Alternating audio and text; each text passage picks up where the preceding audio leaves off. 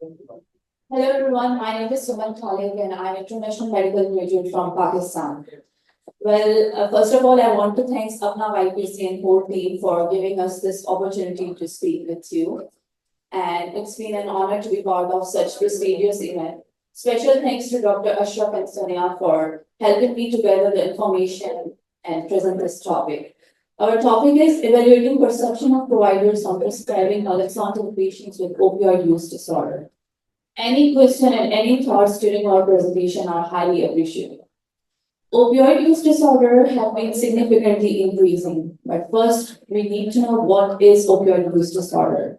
Significant use of opioids that cause distress and impairment. We can see physical signs like decreased respiratory rate, small pupils, vomiting, flushing, flu-like symptoms, allergy, loss of appetite or increased appetite.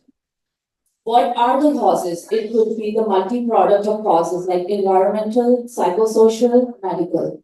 Environmental and psychosocial causes include poverty, hopelessness, increased stress, lack of economic opportunity, dysfunctional family, job, school environment.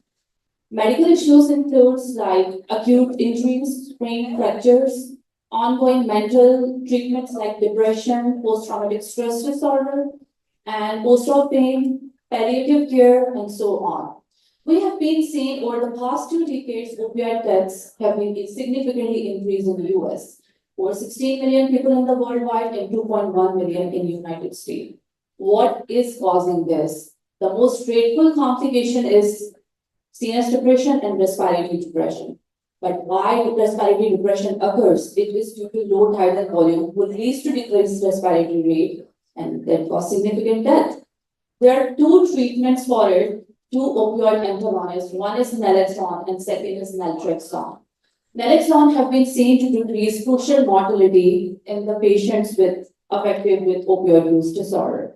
Despite FDA recommendation to prescribe naloxone to this patient, its utilization remains low due to economic barrier and limited provision of knowledge. This study investigated the opinions and prescribing practices of naloxone among healthcare providers at our institution for patients with opioid use disorder.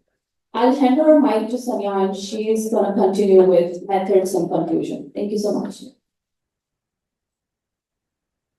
For this study, we created a survey of 24 questions and distributed it to the healthcare providers at Freeman Health System in Joplin, Missouri. The survey focused on the frequency at which physicians prescribe naloxone, their confidence in their ability to use naloxone in clinical practice, and their willingness to receive more education on naloxone and buprenorphine.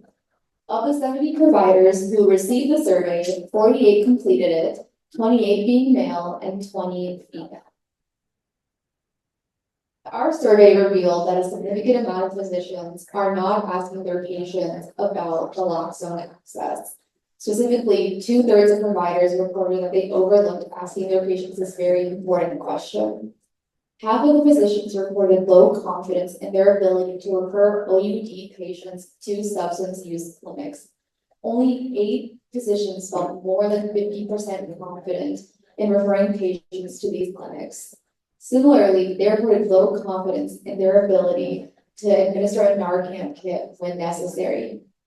The survey also showed a gap in knowledge about laws and DEA requirements for prescribing naloxone. Only 22% of providers felt confident more than half of the time about their understanding of these legal aspects and the resources that are available for their OUD patients. Despite these challenges, there is a positive takeaway. Most responders did share a willingness to receive more education about naloxone use in their practice. Consistent with existing data, our study confirmed a significant lack of understanding and prescribing of naloxone among physicians. This finding is critical because naloxone is a life-saving intervention that can reverse opioid overdose. A majority of responders did express a desire to receive more education on these interventions and their legal aspects. This indicates a positive attitude towards learning and improving patient care. In order to address the lack of knowledge, we propose to organize educational sessions such as grand rounds. These sessions would focus on the importance of naloxone, how to prescribe it, and the associated legal aspects. We also recommend the implementation of standardized guidelines for how to use naloxone in prescription and in practice. These clear guidelines will help make sure that all healthcare providers have access to the same information and protocols. We could also provide standard order sets to streamline the prescription process. This will make it easier for physicians to prescribe naloxone, ensuring that it becomes a standard part of opioid management. In conclusion, it is crucial to address the gap and improve the prescription practices of naloxone. With the willingness of healthcare providers to learn and the implementation of guidelines and order sets, we can make significant strides in combating the opioid crisis. Thank you.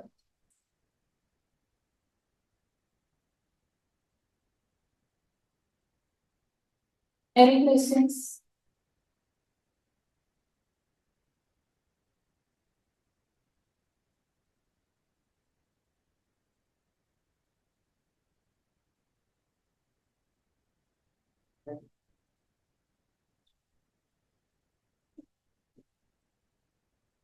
Thank you very much.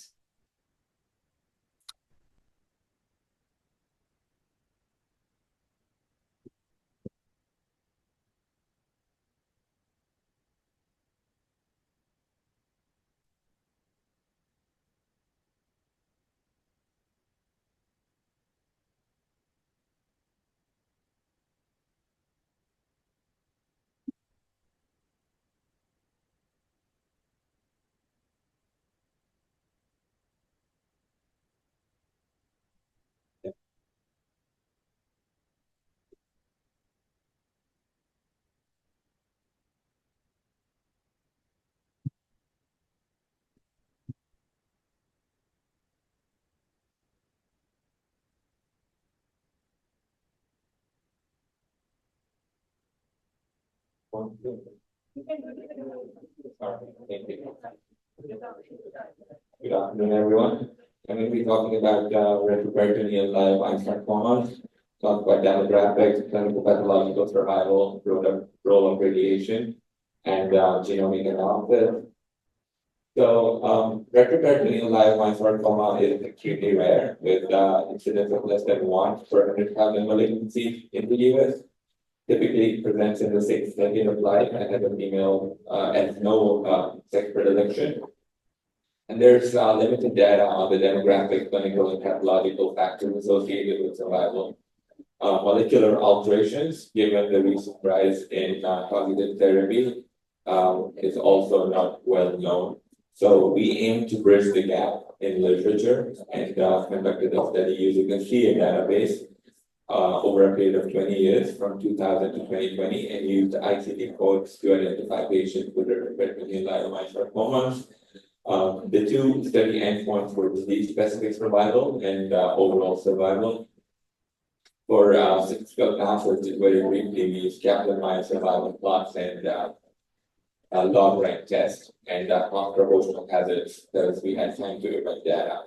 For the genomic analysis, we used Cancer Genome Atlas sequencing information on 27 patients. So, in terms of results, we had around 1,400 patients, which is the biggest series on leiomyosarcomas given its rarity. The median age was 62 years. The most common age cohort was 60 to 69, and we did find a female predominance, with around 70% of the patients being females. There was the majority of the patients were Caucasians. Median household income was 70,000, with 50% falling below that and 50% above that. And most patients were treated at metropolitan, large metropolitan areas, with only 10% in rural areas. In terms of distribution of tumor characteristics, most of these tumors were bigger than 4 centimeters, around 99% of them, and only one of them was smaller than 2.1 centimeter. CA categorizes cancer as either distant, so in our city, around 18.8% had distant metastasis, 39% had regional, and around 41% had localized disease. The most common site of metastasis was liver, around 41%, followed by lung, 39%. And it's important to note that around 68% of these had isolated metastases. And most of the cancers, around 62%, were poorly treated. In terms of survival and treatment regimens, the most common treatment regimen was surgery only in 26%, followed by surgery and radiation only in 18.4%. The overall survival was 40%, and cost-specific survival was 64%. And the best survival, if you can see in the figure, was surgery and radiation. On the multivariate regression for mortality, as I said earlier, and in the last figure, surgery and radiation therapy has the best survival with the lowest mortality, hazard ratio for mortality of 0.45. This was followed by multimodal therapy at 0.49. In terms of treatment and survival by treatment and grade, again, the survival for patients that had surgery and radiation was the best. 5-year survival being 7% and 1 year being 93%. In terms of grade, unsurprisingly, patients that had poorly differentiated disease had the worst survival. 5-year survival is 37%. If you look at the subgroup analysis by demographic and female characteristics, starting from the left on the slide, there was no difference in race, outcomes based on race. Females tended to do a little better. This is the unadjusted analysis. And then in terms of stage, unsurprisingly, distant disease had the worst prognosis. Histologic rate we already discussed, poorly differentiated worst prognosis, and the p-value was significant. And the site of metastasis did not make any difference. So p-value for that was not significant. Again, survival based on location and annual income, no difference based on whether the patient was in a rural setting or an urban setting or paid income. And then we've already discussed most of this. This is a forest plot that shows the hazard ratio. But I want to just point out two things. One is race. There's some evidence that Asian patients tend to do better with this. We did not find that, and obviously elderly patients do worse. So 60, greater than 60 was the worst prognostic factor. In terms of genomic analysis, we found that TP53 was the most common mutation, followed by RB1. 25% of patients had that, and very importantly, we found intentionally actionable mutations in FGFR1, DIK3A, and ESR. So the mutations, this is a retrospective study, so there's biases, there was lack of granularity. Obviously, this is an observational study. We did not have data on all available parameters. We obviously had only limited parameters. We do not have any data on recurrence patterns, and statistical power might be limited to rare disease. The conclusion, advanced age distant metastases are because of poor survival, most favorable survival with surgery and radiation, and no difference based on race, location, and income in survival. The most common alteration will TP53, RB1, and ATRX, potentially actionable mutations were also identified. If anyone has any questions, I'd be happy to answer.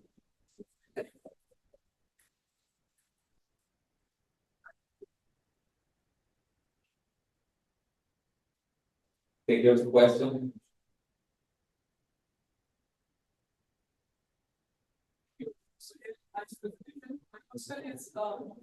The beginning you said that.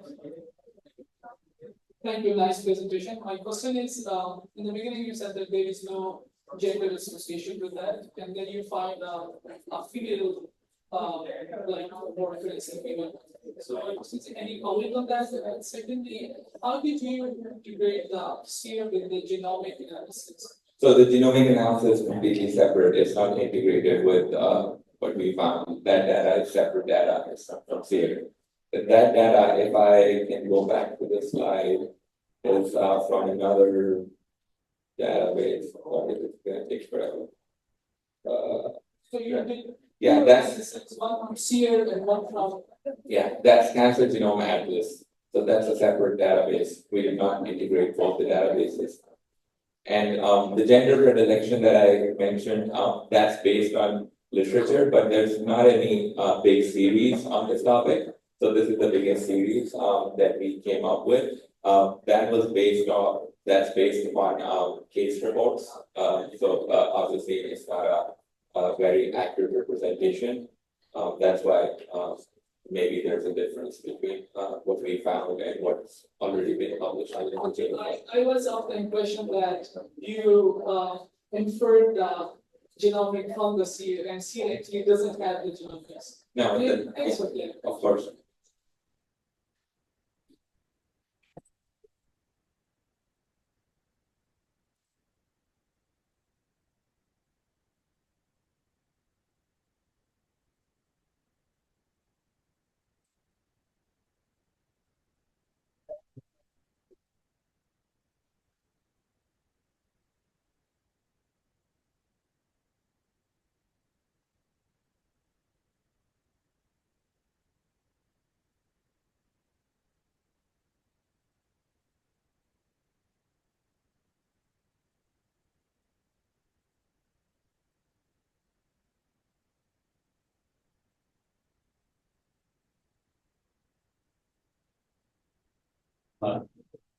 Starting in the name of Allah, who is most beneficent and most merciful.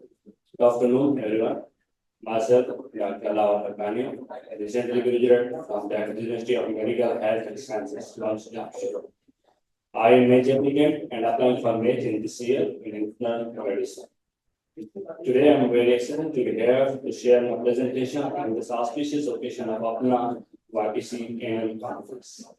Before starting my presentation, I would like to say thanks to APPNA YPC for always helping us and providing us such a great platform. Let's go for my presentation. So today's my presentation topic is association of SGLT2 inhibitors with cardiovascular and renal outcome in patients with type 2 diabetes mellitus. Like as we all know that type 2 diabetes mellitus is like severely affect all our system of body, but today we will focus on two major complications like cardiovascular and renal outcomes and its association with SGLT2 inhibitors. So this is the mechanism of action of like SGLT2 inhibitors. This drugs block the sodium glucose transport channel and increase glucose urine excretion in order to hyperglycemia, to prevent the hyperglycemic issue. So this is like a main slide why I choose this topic. So actually I have done this research in last summer when I was posted in diabetic football at Yale University Hospital.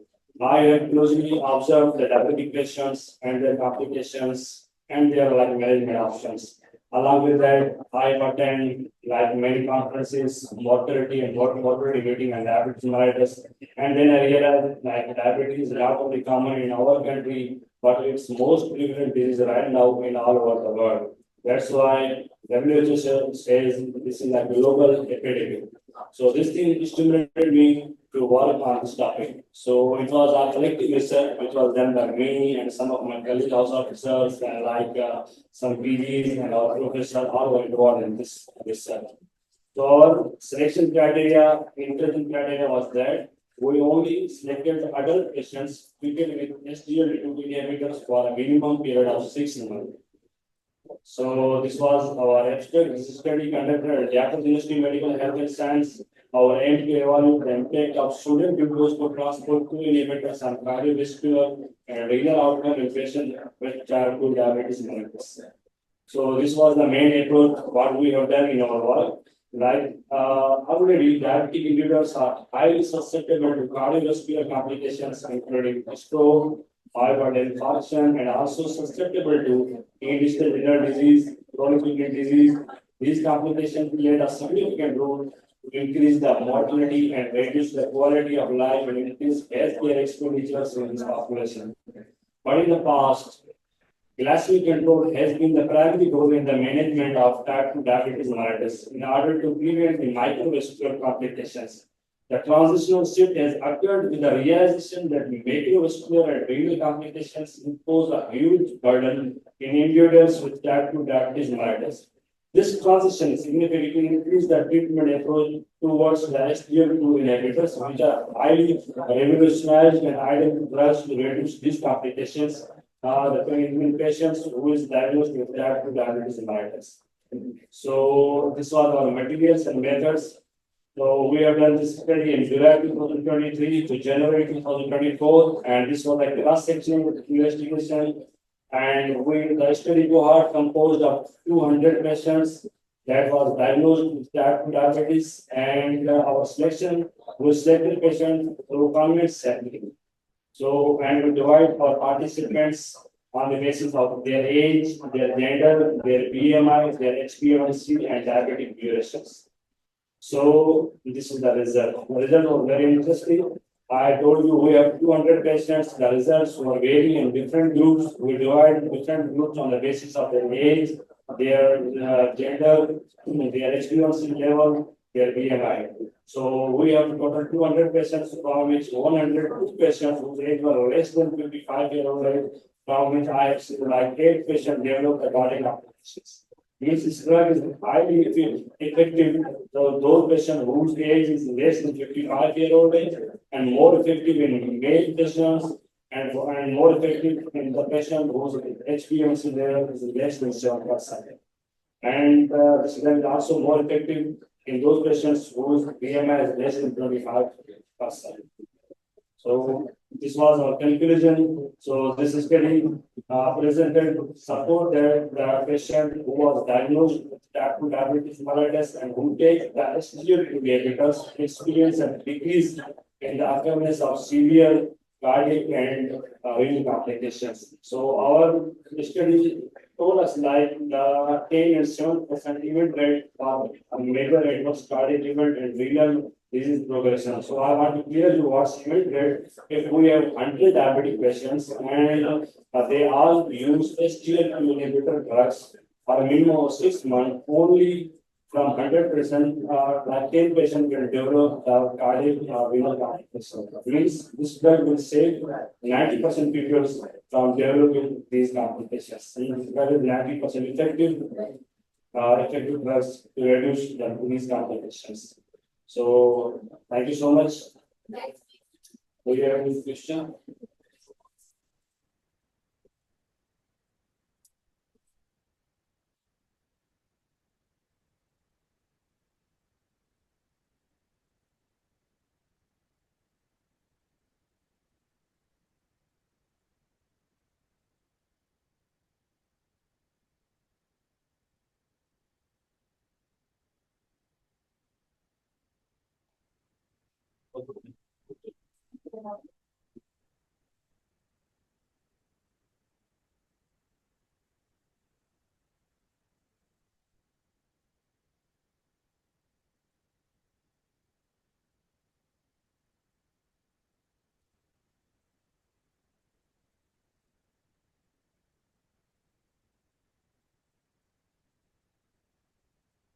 Good afternoon, everyone. My name is Fatima Khan. I'm a recent graduate of Dow Medical College and an upcoming pathology residency applicant. So today I will be presenting a case report, which is titled Chronic Myeloid Leukemia and Fails its Dark Side, a case report of mega cardiovascular crisis. So a brief introduction about chronic myeloid leukemia or CML first of all. Now CML is a myeloproliferative neoplasm and it can progress from a chronic phase to an accelerated phase, or it can transform into an acute leukemia-like blastic phase. So it can be a tri-phase tumor basically. And the tumor, the type of crisis that we will be discussing today is the megakaryocytic blast crisis, which is defined by more than 20% bone marrow blasts expressing megakaryocytic markers such as CD41 and CD61. So the transformation of CML into this particular kind of blastic crisis is very rare, and it is only seen in about less than 3% of all CML cases. And these patients, they have a really bad prognosis. So we see that the median survival rate is less than a year, it's less than 12 months. And because this is such an aggressive tumor, so the management is obviously multifaceted, and it involves a combination of chemotherapy, tyrosine kinase inhibitors, as well as stem cell transplantation, which to this date is still the only curative treatment for megakaryocytic crisis. So the case that we had was of a 39-year-old female who presented to us with a documented PCR-1 positive CML, and she was diagnosed in February 2021. Now, this patient, she received treatment with nilotinib, which is a tyrosine kinase inhibitor, and she achieved hematologic remission with that. However, 9 months later, she presented to us again. And this time, she presented with a history of fatigue and a loss of appetite. So upon physical examination, her only positive finding was failure, and there were no other remarkable systemic findings. Her lab findings, as you can see, they're positive for anemia, her hemoglobin was low. She also had thrombocytopenia with a low platelet count, there was leukocytosis, and as you can see that the blast percentage is really high. She has 75% blast, which is a lot higher than your usual number. And you can also see a picture of her peripheral smear on this slide. So this peripheral smear is showing normocytic chronic anemia. And at the same time, you can also see the presence of some blasts in this smear. And these blasts morphologically, they show brown nuclei, open chromatin from the nucleoli, and as well as deeply basophilic cytoplasm. So next we did a bone marrow evaluation for this patient, and for that we aspirated some bone marrow from a posterior iliac crest. And the positive findings were hypercellular fragments and trails of depressed erythropoiesis and myelopoiesis, as well as increased megakaryocytes with 84% blast cells. We also did a bone to vein biopsy, which showed infiltration of chief blast cells, as well as extensive fibrosis. So we have some pictures in the next slide. As you can see, figure 2 is the bone marrow aspirate, and you can see that it shows blasts with blebs and cytoplasmic projections. Those are actually the megakaryocyte blasts that we were talking about. And in figure 3, you can see the vein biopsy, which shows the diffuse infiltration of blast cells. So all of that ugly cells that you see are the blast cells that are infiltrated in normal bone marrow. And in figure 4, we have a retinal stain, and that shows that extensive fibrosis that we saw in this patient. So next we have this patient's immunohistochemistry and flow cytometry findings. For immunohistochemistry, this positive for CD41 and CD61. As you can see in figure 5, we have these pictures, and all the brown stain that you see, that is the slide staining positively for CD41 and CD61, which are the megakaryocytic blast markers. Then upon flow cytometry, her blasts were positive for CD45, CD34, CD33, CD117, as well as CD41 and CD61 again. And we defined the criteria for megakaryocytic blast crisis earlier as having more than 20% of these blast cells. So as you can see, hers were more than 30% for CD41, 35% for CD61. So coming to the treatment of this patient, unfortunately, she passed away within 4 months of her transformation to the blast crisis. And she received 1 cycle of chemotherapy. However, unfortunately, we do not have details about the kind of chemotherapy she received. So in conclusion, the megakaryocytic blast crisis is a very rare manifestation, and it can be very aggressive. So the detection of this condition is crucial. And this highlights the need for megakaryocytic markers to be included in diagnostic panels, so that we can have tailored therapies that can be provided to these patients in a timely manner. At the same time, this also underscores the need to focus more on the prevention of blast crisis, prevention of the transformation into these crises, because right now we still don't have any novel therapies to this date that can be curated other than stem cell transplantation. Does anyone have any questions? All right, thank you so much.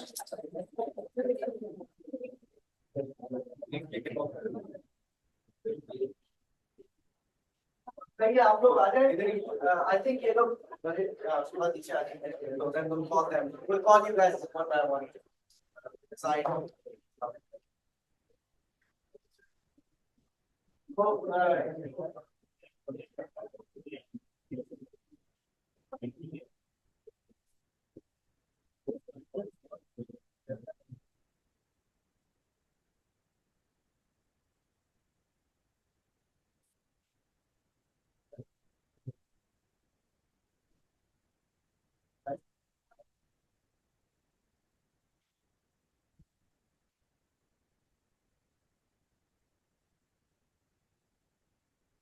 So thank you very much, everyone. Again, great session so far.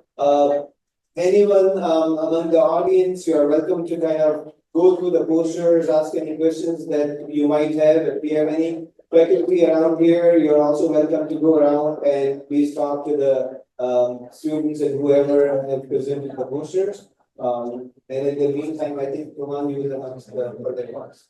Right.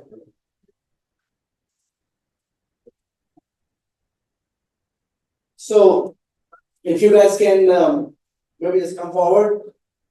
We have some awards for the top performers and our chair, Dr. Ryan Raymond will announce them. So we have shields for the top 3 best presenters. We have travel awards for the top 12 best poster submitters who scored the highest for that. And then we have certificates for everyone who's here. So we're gonna go through them, right? If you want to announce the first 3 for the sheets.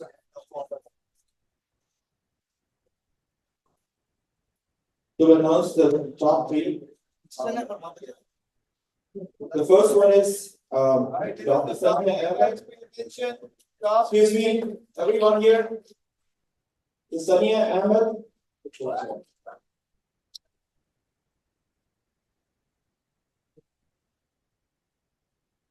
And the top 12 will be getting gift cards $500 each. Someone can join. Someone? Whoever is in her team, they are welcome to come on the stage and get the first prize.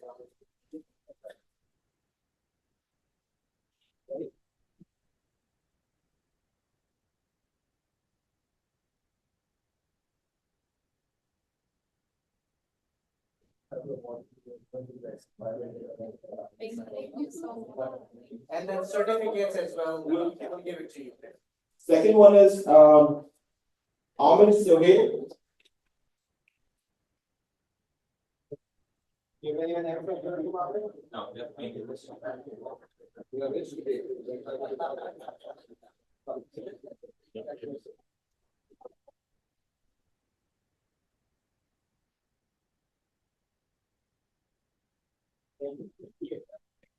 let's say. Third one, Maybe we should take another.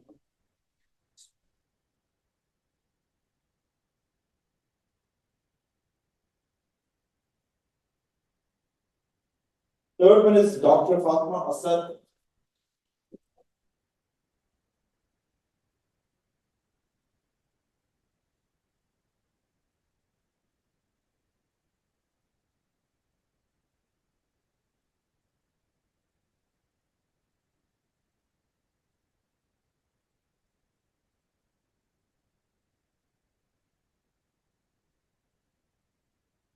Now we have gift cards for the rest. For the rest of the night. 9, we have a gift cards and certificates as well. So $500 gift card for each of the cocktails. So the fourth one is Dr. Vishal Ahuja.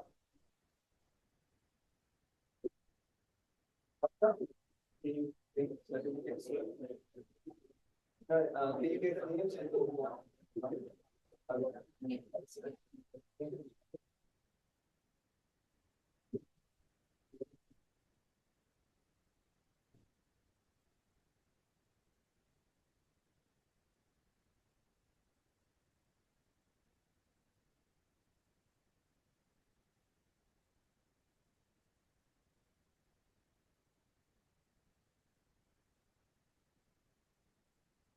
Fifth one is Dr. Mehvish Rahman.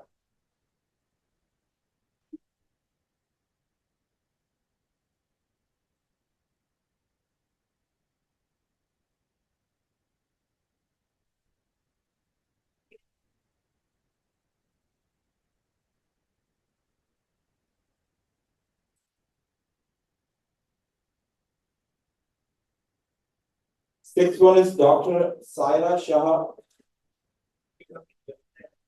Saira Shah. Then is Dr. Alavarayo Canayo.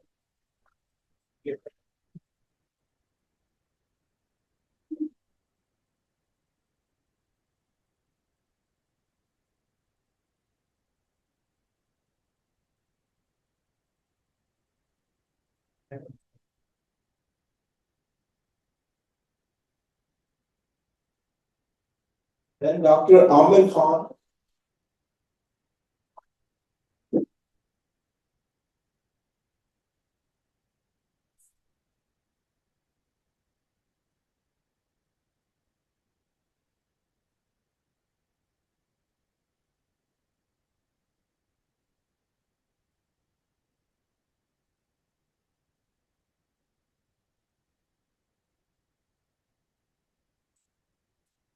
Then is Dr. Khatija Naeem.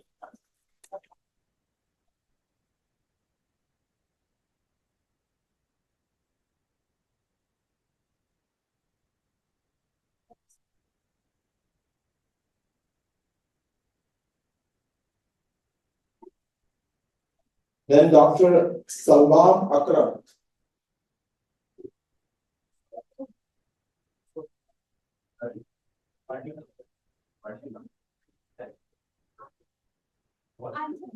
Oh, okay.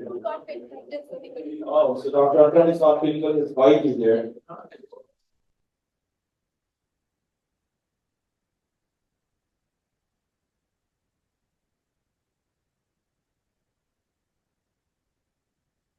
There is Dr. Namal.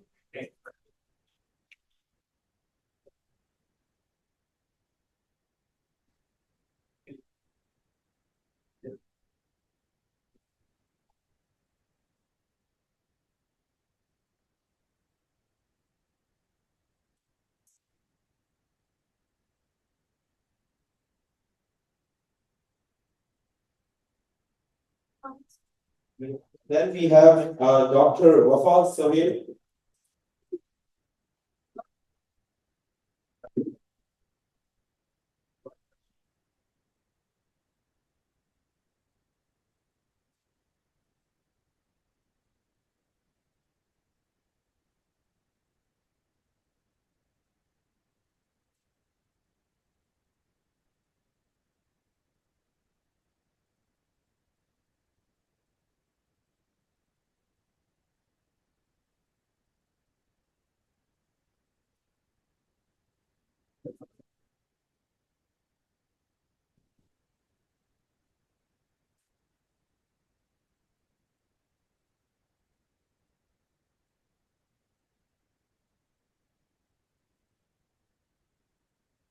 So we will give three more awards of 200, 200, and $100 each. So this the whole scoring was done by the review committee, and we have a certain scoring criteria. So the top 12 scores, this was obviously given by some donors, and then there was a specific amount that was donated. So that's how this weird number of top 12. But it's just that, there was a donation given by some donors, so we wanted to give out everything what we received. So congratulations all, and then we still have some leftovers, so it's Osama Ijaz, are you here? You-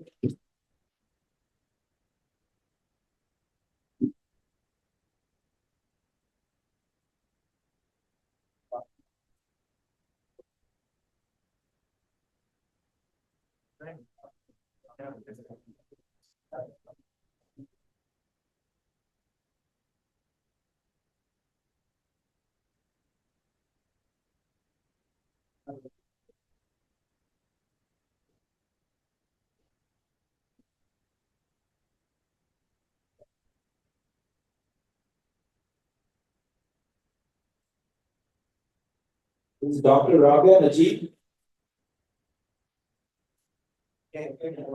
One more time, Rabia Najib.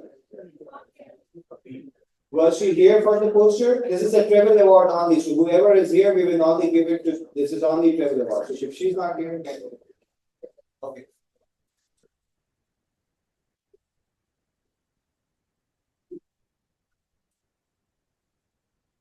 Zoha Shehzad.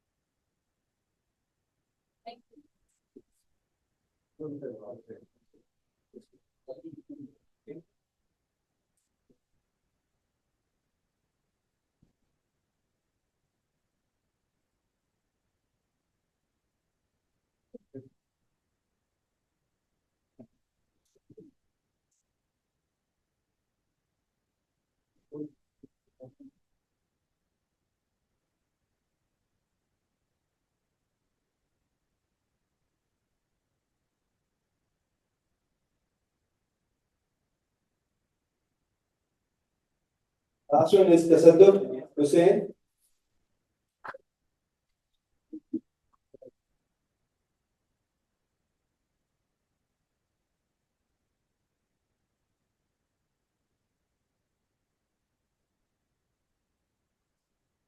Thank you, everyone.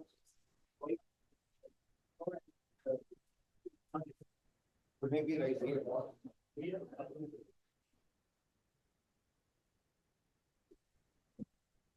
Thank you, and we have certificates for all of you, so whoever is here, whose name has not been called, please come up to the stage. Lastly, I would like to call all my volunteers on the stage and appreciate them. All the volunteers, please come on the stage, and we thank you for all the hard work that you did on the health that you had.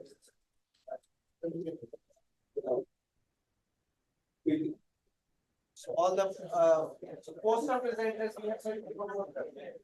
So you guys come up first and then the volunteers. All the posters, presenters, please line up. We'll give the certificate to all who have The presented the ones who have posters. not received the certificates, we have certificates for that. And after that, we'll have a picture of the volunteers. We will, but let's give the certificates to everybody and then we give a picture.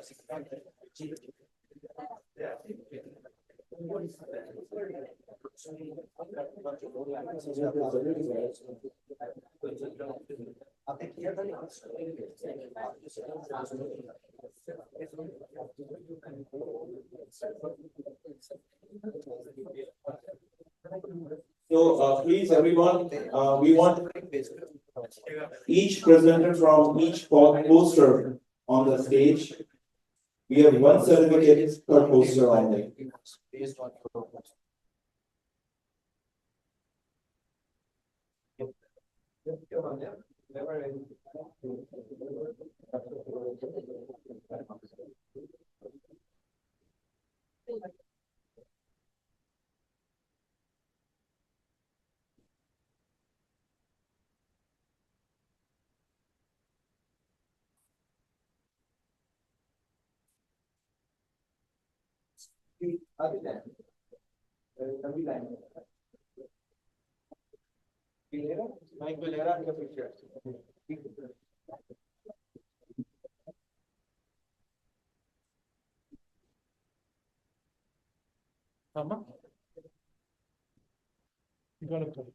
The second thing, he has to leave here, so it's gonna be faster, so just jump करना पड़ेगा.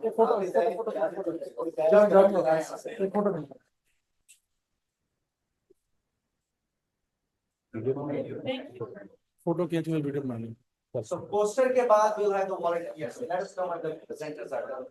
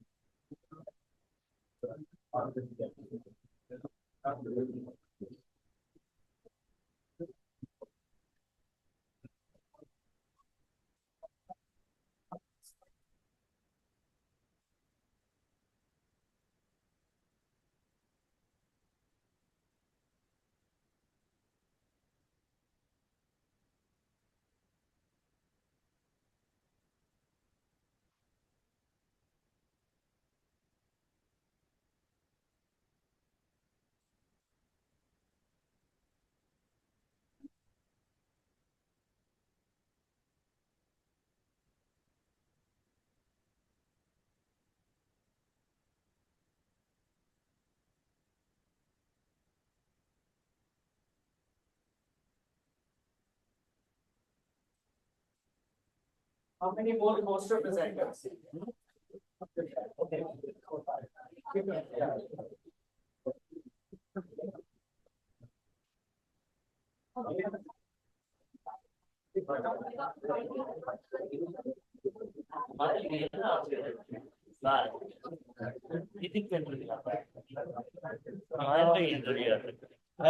मैं smile नहीं है ना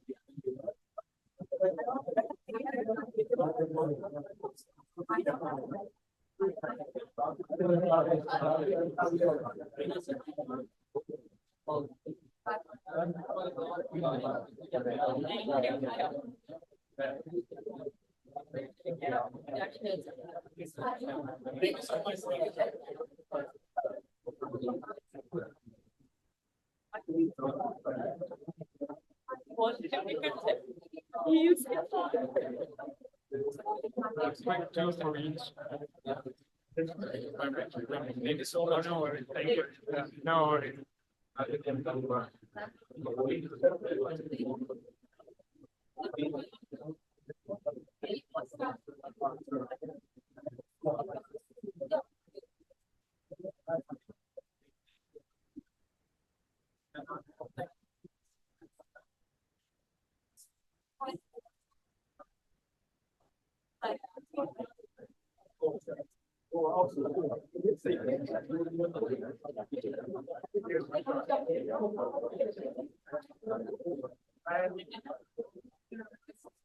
So all the volunteers, please, volunteers. Come up, line up.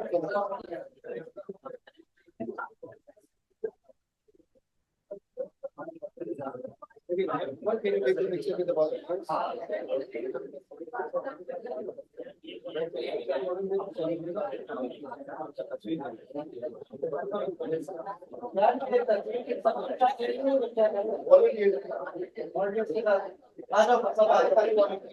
Come over here.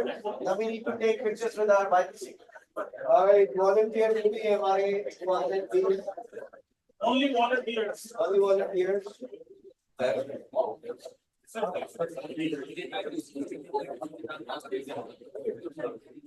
Only volunteers on the stage, please. आगे जाते जाओ, पीछे जाते जाओ. अच्छा ज़्यादा आगे नहीं बैठ जाओ. This is the volunteer नहीं किया, उसको Photoshop कर. आप जाओ. Let's squeeze in big hand rolls. ऐसे करो, have the ladies come forward, stand forward. Ladies आगे आ जाओ, बंदे पीछे आ रहे हैं. अब कुछ से मत जाओ ना क्या बात है? चल ले भाई. भाई हमारे चाहिए. यार बहुत मुश्किल काम है. बाकी को अब आ चलो भी एवरीबॉडी एक सेकंड इनको आगे करो यार, ये नहीं आ रहे जो आप बैक शर्ट प्लीज वो पीछे साइड का है वो आगे दो आज प्लीज स्माइल एवरीबॉडी.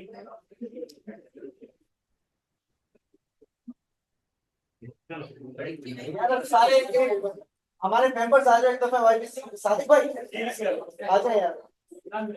वो पुराने पास प्रेसिडेंट पास चेयर आ जाए. उसके बाद last we will take a selfie with everyone now. So YPC team, please. YPC team. YPC team.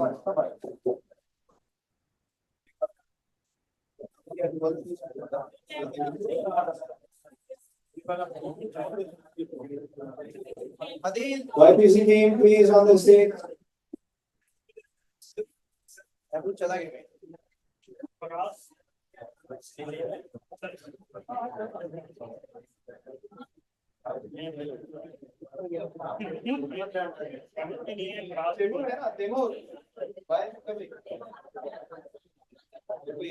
Ahmed Farad.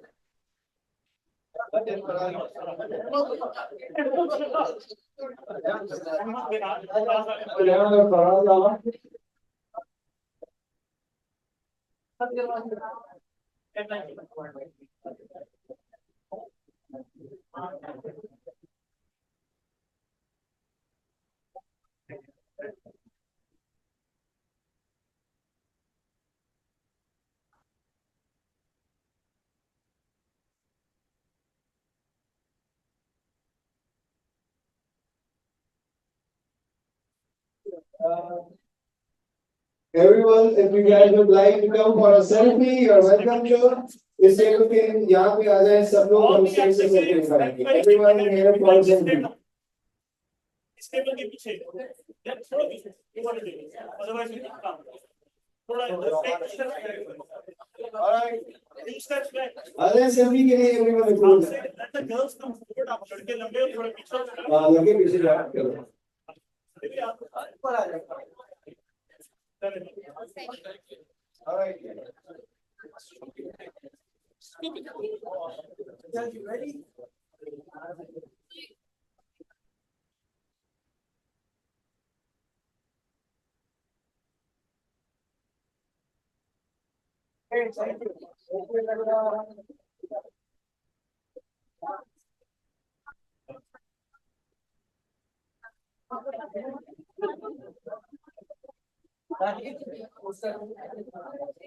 So all presenters will take your photos off and volunteers will go ahead, take it in, take care of all the volunteers. If you not damage the wall, please. All the poster presenters, please take your posters off carefully, do not damage the wall. We know who is supposed to be here, so if you damage, we'll be finding you guys, okay?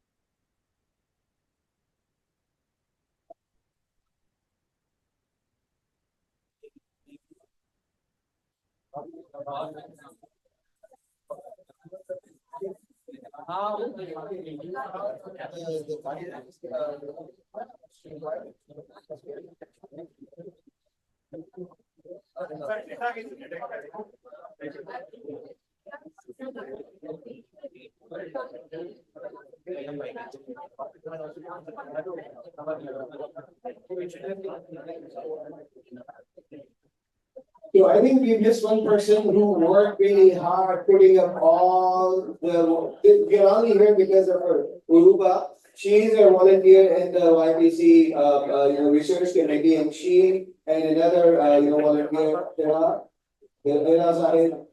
they did all the work, getting your abstract and, emailing you, sending you back under the supervision of Rahil, obviously. So we really appreciate your effort. Thank you.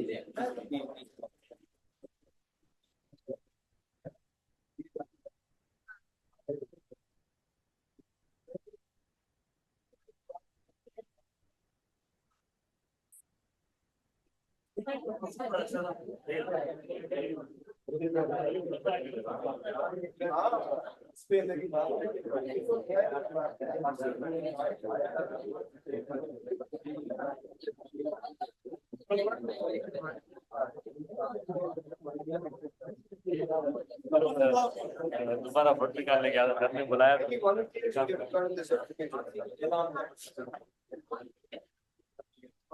Last one for the volunteers who have not received their certificates yet. All right, how many do we have for now?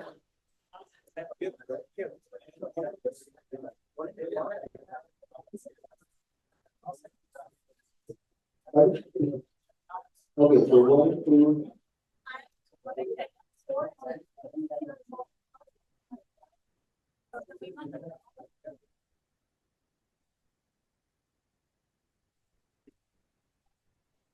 So